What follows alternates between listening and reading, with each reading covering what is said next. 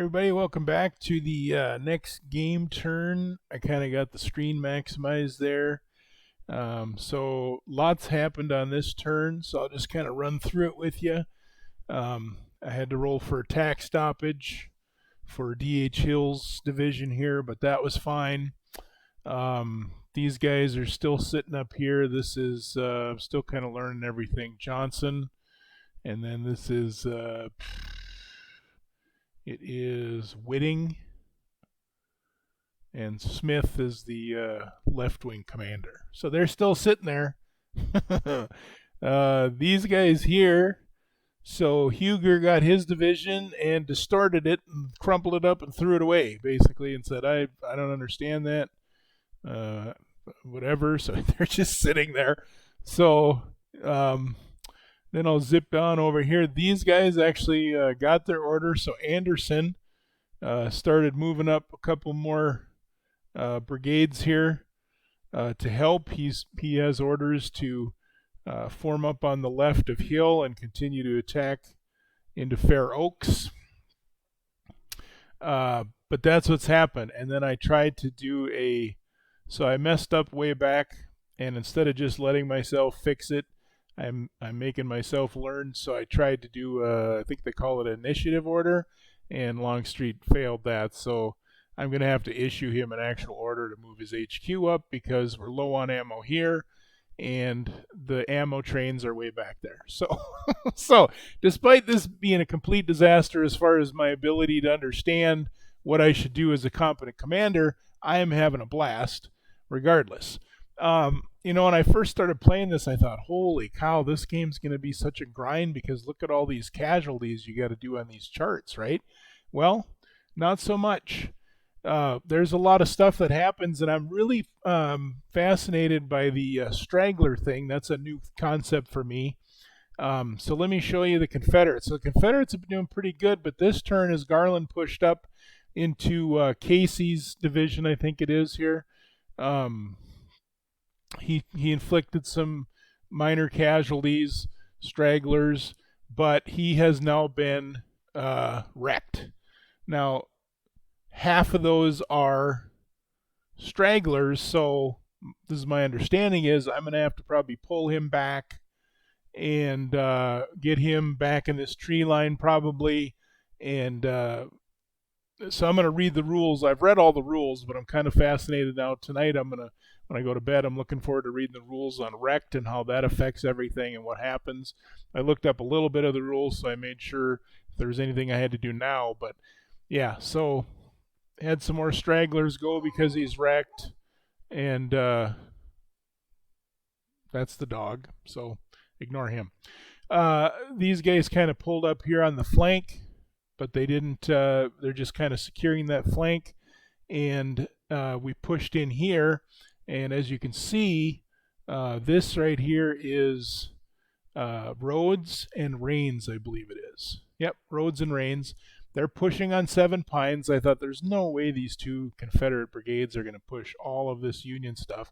But as you can see, because of the crummy morale of the Union troops, and if we look, they wreck so much faster, or at least they seem to me. So, like Casey, I got to look it up. His division is already wrecked.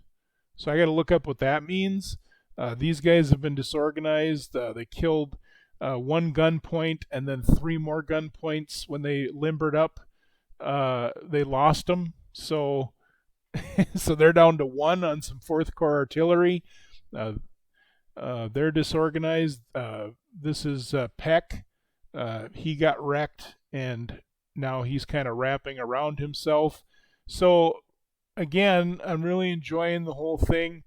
Just so you can see here before I move on. So Peck is wrecked now. Wessel's up here is wrecked. I think he's right here. Yeah. And he's also shaken. And so Casey's whole, that'd be a division, is wrecked. And Couch has already lost 1, and Abercrombie is now being engaged right here by, I believe this was Rains. So if he can keep pushing, I mean, I'm actually pretty surprised. I didn't think those guys would be able to hold on. So it's pretty fascinating. uh, I had the screen kind of moved up so you could see. So the Anderson is running down this railroad line here, treating it as a pseudo road to get up into position because, and he had to form into column because otherwise it'd take him forever to get up here. Uh, and I got to look it up because we're coming up on the Union turn pretty soon, and they might get some reinforcements that come in on the board, but I'm not sure. I'm kind of guessing there. But again, kind of pretty, just giving an overall report. Pretty fascinated by, what do we got? 3 Confederate brigades slamming into, well, 3 brigades with gun support and a couple more brigades, and they're actually doing quite a bit of damage, more than I thought. So now we are going to have some problems with some core, I think it's called core attack stoppage for Hill here because he's got 1 rec brigade, so we'll have to see how that plays out next turn.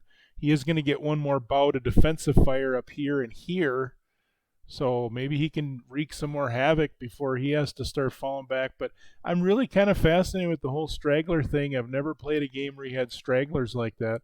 I've actually owned, not this one, I bought this from somebody on eBay. I own the box set.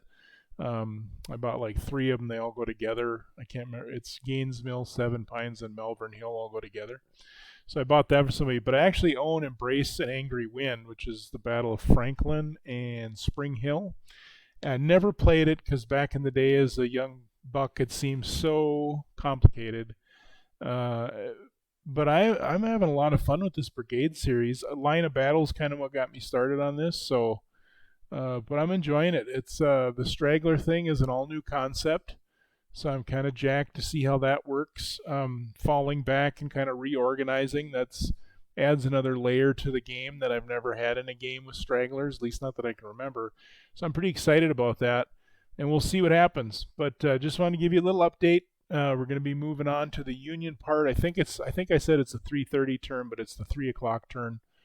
So I'm going to be jumping on to the Union turn here pretty soon, and we'll see how they can do. But yeah, pretty excited. It's oh, I forgot to fire this gun back here too. Well, I'm not going to do that. I'm going to penalize myself for that.